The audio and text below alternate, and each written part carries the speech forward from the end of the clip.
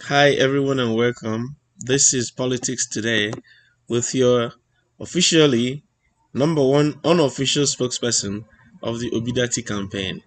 So, yesterday we promised to show you some videos. I'm just, you know, uh, laughing because of the content of the video I'm going to show you.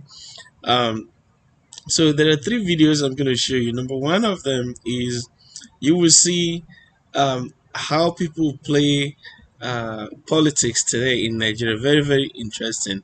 Number one was a guy who is uh, an APC member. I think he's a board of trustee member, and he's just tired of the whole old guard, and he's obedient. He's an obedient APC board of trustee member. Let's see what he has to say. And then the one that is making me laugh was the one people were twisting Peter Obi's words just to suit what they want to say. And then we'll come back and we will show you the how we're gonna score a landslide victory in 2023. So stay tuned. So let's go to the first video from the Obidient APC official. All right. So let's get that. All right. Very dangerous to give me the microphone live because I wish this meeting had not been live streamed because we are politicians wanting Peter Obi to win the election, and we should be able to tell ourselves truths that we don't want the competition to hear. And I will tell you the truth because who told me to speak? I'm an APC. I'm a member of the board of trustees of APC, but I'm doing the Peter Obidient Movement.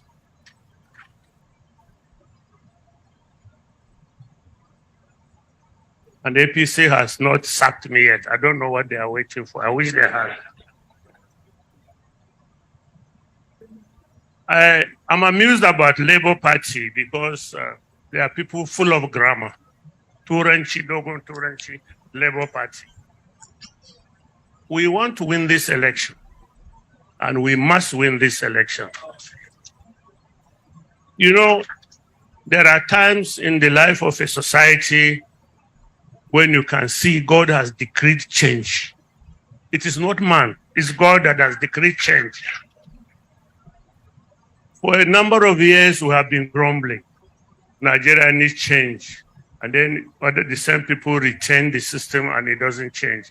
And on and on and on. I'm excited to be here because you said Northeast. Let me tell you something very funny you probably didn't notice.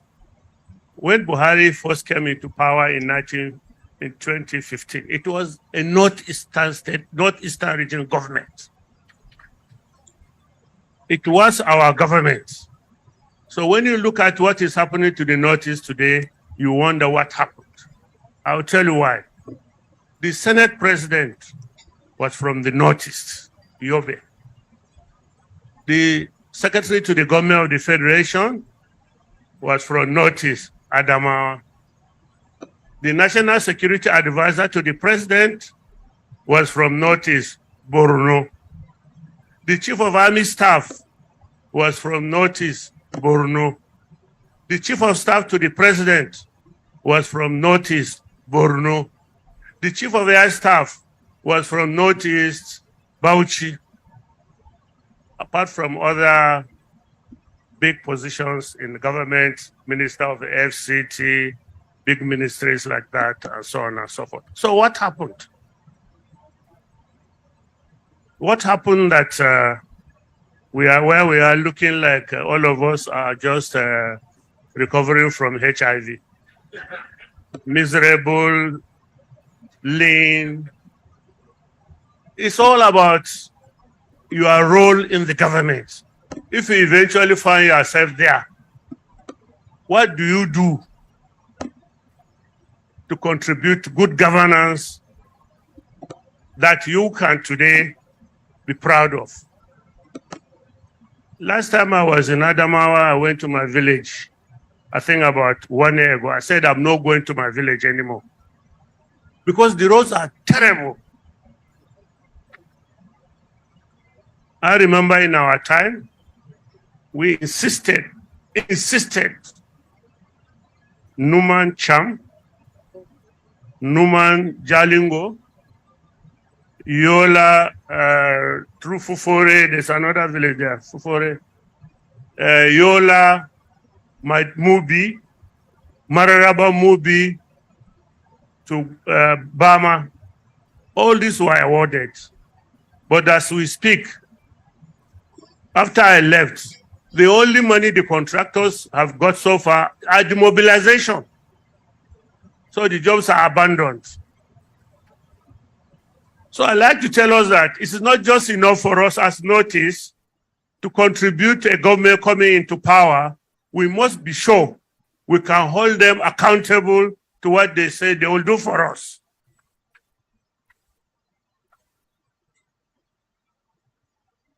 One other thing I'd like to alert us to, it's a good thing to have a very good combination of president and vice president with good programs on paper. If they don't win the election, it's just, for lack of words, it's bullshit. When I was resisting joining politics, one of my friends, Timi Silva, I'll call his name, he told me, say, Ogabidi, you can design the best road from Abuja to Lagos. But for as long as you don't have the political power to build that road, it remains a road on paper. We might have the best candidates. They talk good English. But if we do not win this election, it's nonsense. And I told some other people yesterday, if we lose this election, I think we will all migrate to Cameroon. Because shame, disgrace,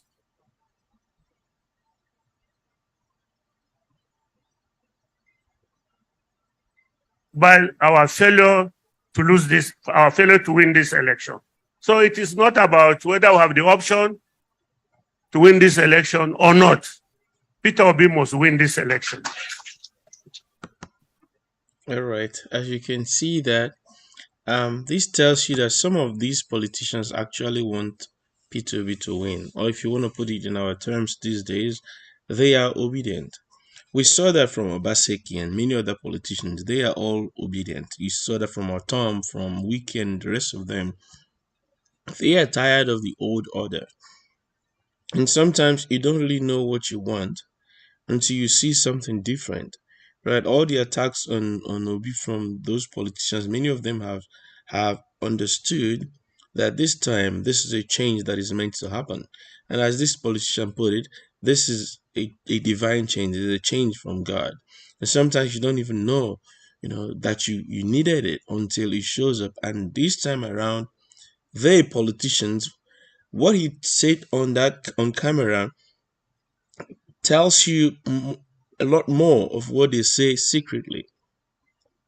And he talked about the combo, the combination of a good principal and vice, a good presidential candidate and a good vice presidential candidate. That combination is what Nigeria has been looking for a long time, right? So we need to get it right this time around, right? He says if we don't get it right in 2023, all of us are gonna, run away to neighboring country. There's a lot of jackbaration going on right now. A lot of people leaving the shores of Nigeria as we speak right now, not because they just want to relocate somewhere else, but because they're seeking for greener pastures for themselves and for their family, for their loved ones. Right? That is the situation we're in Nigeria. There's no power, there's no good road. He said he doesn't go to his hometown anymore. The last time he went, there was no road leading to his hometown. That's how bad things are. And he mentioned to us the number of people that were in power when Buhari came in first. They are mostly from the northeastern Nigeria, from Buhari's region, and and the place is still as bad.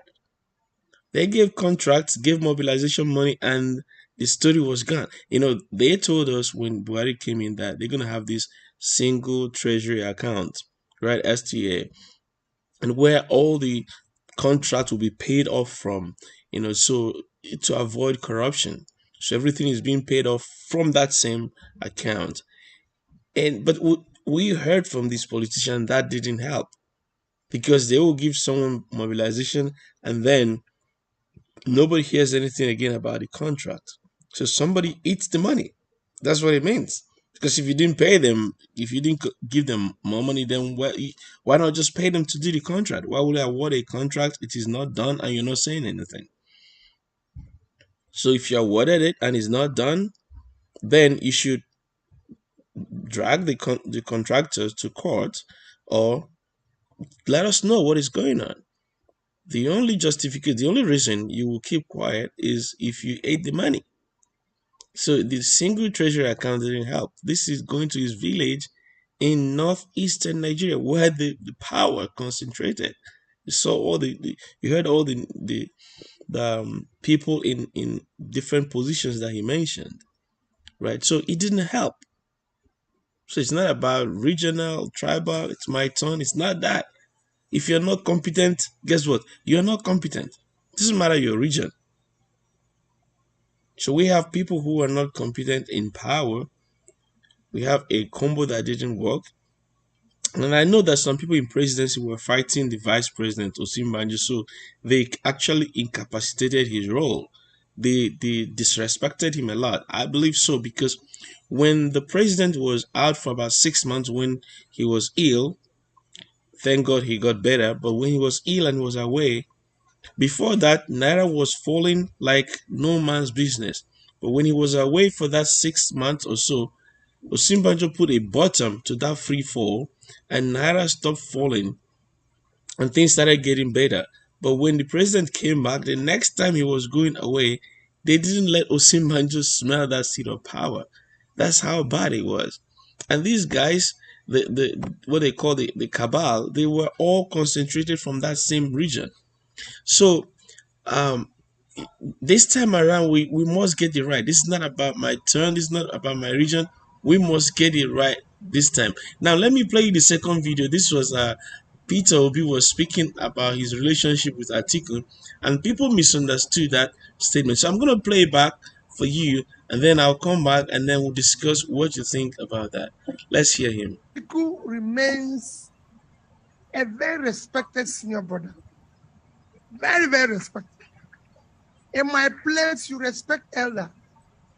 He remains my respected elder brother. And I will always, there's nobody, you will never see me anytime, anything.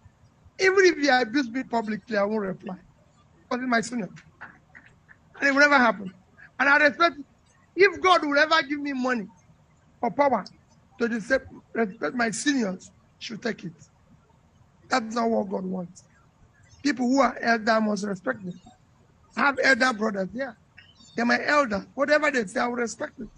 Because I want to be respected when I'm their age. So, I've come to Adamawa to campaign. If it's possible, if he's around, I'll go and greet him. If he has food, I will eat him. He's my brother. And I respect him. So, let nobody, that is it doesn't say, and I remember, man, if I'm an Igbo man, we train people to trade. When we finish, we settle them and they do the same trade with us. And that's where I am. He settled me and doing the same trade with him. We are not going to.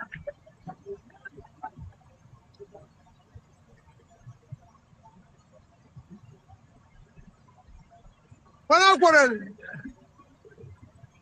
Huh? All we are doing now is that we are looking for customer.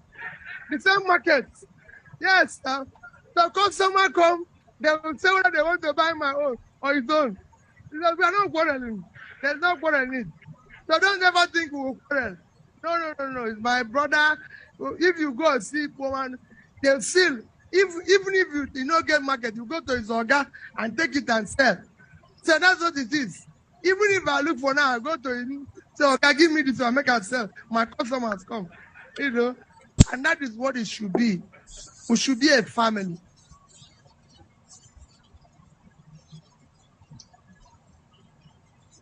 All right, so let's analyze that a little bit.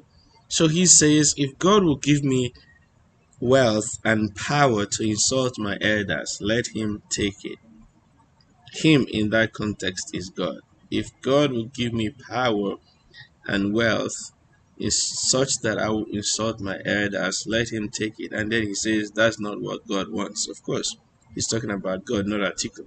People twisted that and said, "Oh, see, Peter Obi is saying that Atiku is the most qualified person." No, that's not what he said.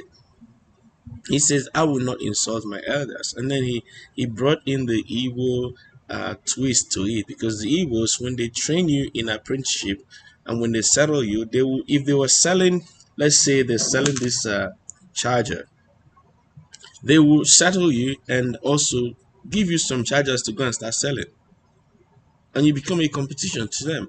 But for them, it's totally okay. And then you can if you run out of goods, just like you said, you can come to him and take some. And then if they run out, they can also come to you and take some. This is healthy. This happens in Igbo land all the time. So it's not about, this is not a do or die affair. Politics is not a do or die affair. And when he made that joke about, I can go to him and say, give me something, my customers are here. That is true. What it means in this politics is, if he has an idea that we can borrow from to move Nigeria forward, we borrow it from him. But this time around, we need someone who is agile, who is present, who is there, who will occupy that position. We don't need the best players on the bench. If you watch the match today between Argentina and Netherlands, you will see what Messi could do on the pitch. Right? Around 30 something minutes, you saw the movement. He feigned that he was going to take a shot, but he found a pass that nobody could see on the pitch except him, because he's the MVP on the pitch.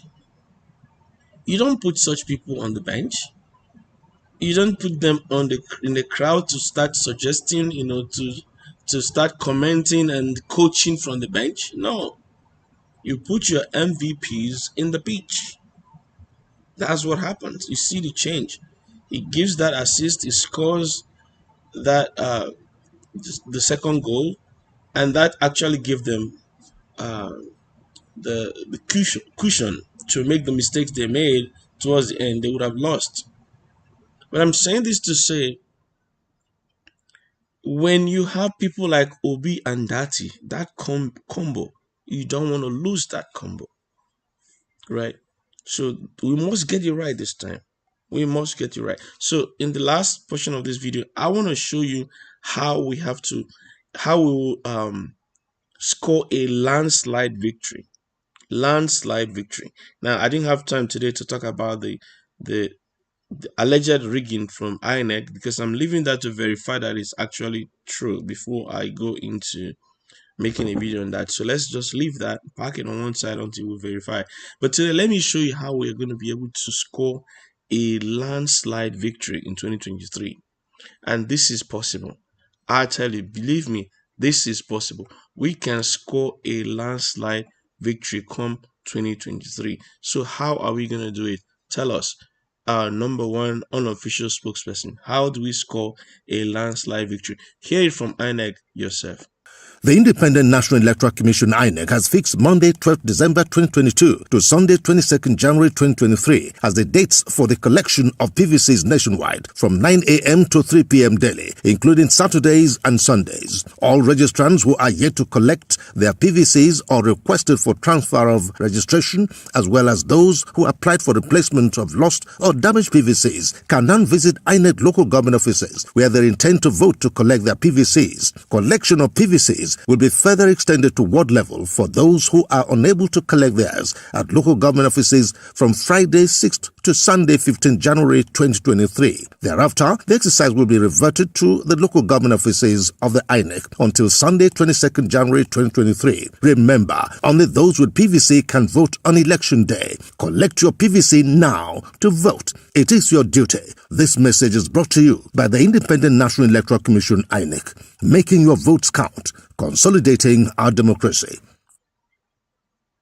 All right, so this video is just about 1 minute long, so I'm going to play it again at the end when I sign off, and I'll just leave it on the screen The text will show, everything will show, so don't worry about the area that was cutting off. I will play it one more time, but I want you to understand that the only way we can score a landslide victory come 2023 is that those of you who are of the age to vote. We don't believe in rigging, so don't help us in that sense. Let me quote Peter Obi, what he said to Soludo. According to Soludo, he says, just level the playing field and let the people decide. Let's do that. Let's level the playing field and let the people decide. I watched a clip of Tinubu. I had so much respect for him that I don't want to play the video today, but I just paraphrase what he said in that video. He talked about electrical power, and then he segued into political power, and then he says that political power, you have to grab it and run with it. You have to grab it, you have to take it, grab it, fight for it, and run with it. And there's a lot of discussions on this topic, because it seems to be, in a way, indirectly trying to inspire people to snatch ballot boxes. That's what the comments are. That people think that he's trying to kind of inspire them to snatch ballot boxes. He didn't use the word to snatch ballot boxes, but he talked about snatching the power, the political power, fighting for it, snatching it, and running with it. Now, we don't want to snatch anything in that sense. We don't want to run with anything. Just level the playing field and let the people decide. Right? We're not going to use indirect ways to make you to be violent. No thuggery don't help us. No thuggery. No snatching of boxes. No vote buying. When we say we know they give shishi, that's what we mean. No vote buying. No influence peddling in that respect, using money or maybe bags of rice branded with your picture. We don't do that. We're not going to do that, because we are trying to bring solution to the people and to help the people. Now, if the people say no, they don't want us, then they don't want what we're offering. But we have what they have, what they want. We have what they want. And the politicians may not like what we have, but we have what the people need. This is important. Politicians may not like what we have, but we have what the people need. And people need solutions. People need to know where the next meal is coming from. People need to be able to flip on the switch and there's power. People need to have pipe-borne water. People need to have good roads. People need to have security. Travel and meet their loved ones without being afraid. People are sick and tired of all this politics going on.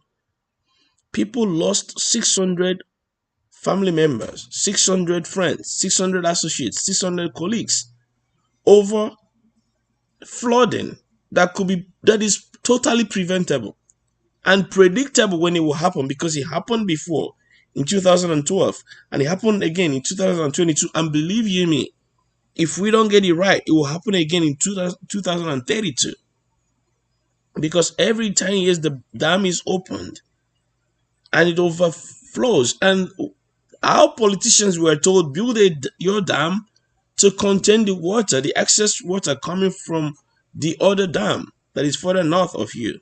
But they wouldn't do it. That's how bad things are.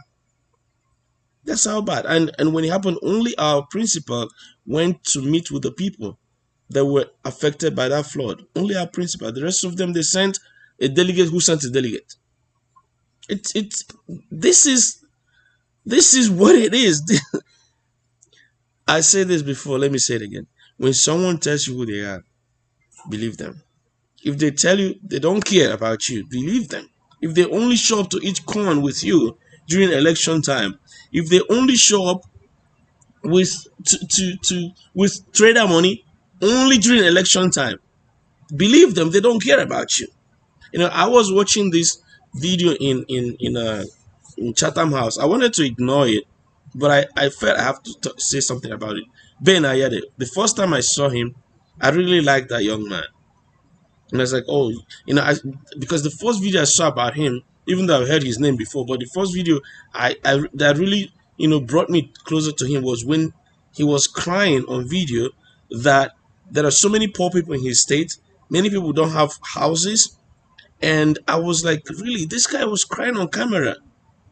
You know, he really, you really think he cared about his people? I was really, you know, I bought what he was selling. And then there's another video where he showed chicken, you know, he was selling it for cheap for the people. I was like, oh my goodness, this guy is such a nice guy. Until the palliative, the COVID-19 palliative that were supposed to be given to the people, he also hoarded his. I was like, what is going on? So he can actually act in Nollywood, you know, pretend that he cared about the people. Because if you really cared about the people, why are you holding the palliative? What is this? So when I saw him in that Chatham house, I was like, oh my goodness, we don't want these people. Full stop. You know, already we know what's his name, El Rufai. You know, he failed woefully in security in Kaduna. So yeah, we don't want him. Ayade, he doesn't care about the people. He pretends he does, but he doesn't, because when they gave you food, someone else gave you food and said, give to your people, the ones you were crying that they don't have a house, they are now not able to go out because of lockdown. Give them this food to eat, and he didn't give them the food to eat. So I don't care about what else they want to pretend that they're doing for you. If someone gives you something to give to someone you say you care about, and you refuse to give it to them, I don't know a word I have for you. I don't have a word for you. All right, so I'm gonna play this video one more time. But ladies and gentlemen, the only way we can win this landslide victory, you know, people have talked about it severally, but the only way I see we can get this landslide victory is if we get our PVCs and vote for Mama, Papa, and Pikin. Now this video is going longer than I thought, so I'm not going to show the other video of where I want to explain the party we don't want to vote for, the one that has 5 people in it. We're only voting for 3 people, Mama, Papa, and Pikin. Right, so I'm going to get that in another broadcast. But please, I'm going to put this INEC video one more time. Please collect your PVCs. It is important. Mark the dates, collect your PVCs so that you'll be able to vote. And when you vote, stand there. Let your vote count. Don't be violent. Don't snatch any box. Just be there. When they see the crowd and when the result is being announced, let's repeat what happened in Osun State everywhere in Nigeria. Because when the officials wanted to go to the corner, to another place, they said, let's go to a safer place to call the result. The people said, no, you call it here. We'll give you the protection. Call the result here. And when they called the result, the result reflected the will of the people, right? So we don't want all these shenanigans and where they just snatch ballot boxes. No, and don't sell your votes, because your vote is your voice. Your voice is your conscience. When you sell your vote, you have sold your voice. When you sell your voice, you have sold your conscience, and you're not allowed to speak for another 4 years. There's no amount they will give to you. One bag of rice will not last you for 4 years. Believe you me. And if these people come in, all these their land grab taxes or whatever they call it, parking taxes in your own house, like what they do in Lagos right now, in your own house, you pay tax for parking or parking permit, whatever, for parking your car in your house. You bought the land, you build the house, and you pay the government for parking a car in the compound that you bought the land and built. Right, so that's what they're gonna do to you, right? You don't want that. And people tell us they built Lagos. No, none of them has come out to refute the fact that they are taking pension and gratuity from Lagos. They are taking 300% of salaries. They are taking salary, unlimited number of drivers anywhere they want to be, and they have pensions, you know, for their wife. They have police or protections. They can have all those, but the pensions, the percentage they're taking, and this is happening, you know, until throughout their life. You know, medical insurance, all those things. When you leave power, you should leave power like Obi did in Anambra State. You are done, you are done. It is not your private business. If you are done, you are done. You get out of there. You don't get keep the place. You don't put who stays there and who doesn't stay there. When a guy stays there and doesn't agree with you, you remove him and put another person.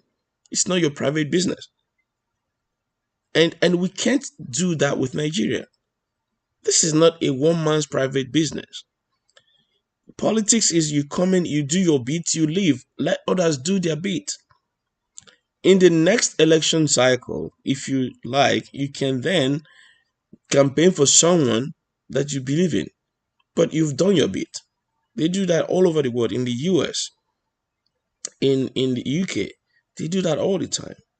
Right? Even recently, Obama was campaigning for Warnock, in Georgia, and Bush, what's his name? Trump was campaigning for Heckle. I think it's Heckle or so. So you can campaign for anybody you want, but you don't just plant people and uproot them as if it's your private business or your private company. Anyways, let's just play that video and then we'll call it a day. Please remember, subscribe, comment, share, like. Right? So let's get it right. Get your PVCs and make sure that you vote. The Independent National Electoral Commission INEC has fixed Monday, 12th December 2022 to Sunday, 22nd January 2023 as the dates for the collection of PVCs nationwide from 9 a.m. to 3 p.m. daily, including Saturdays and Sundays. All registrants who are yet to collect their PVCs or requested for transfer of registration, as well as those who applied for replacement of lost or damaged PVCs, can now visit INEC local government offices where they intend to vote to collect their PVCs. Collection of PVCs will be further extended to ward level for those who are unable to collect theirs at local government offices from Friday 6th to Sunday 15th January 2023. Thereafter, the exercise will be reverted to the local government offices of the INEC until Sunday 22nd January 2023. Remember, only those with PVC can vote on election day. Collect your PVC now to vote. It is your duty. This message is brought to you by the Independent National Electoral Commission INEC, making your votes count. Consolidate. All right, there you have all the information. Please remember to collect your PVCs and be ready to vote. One person, one vote. We'll see you in the next broadcast.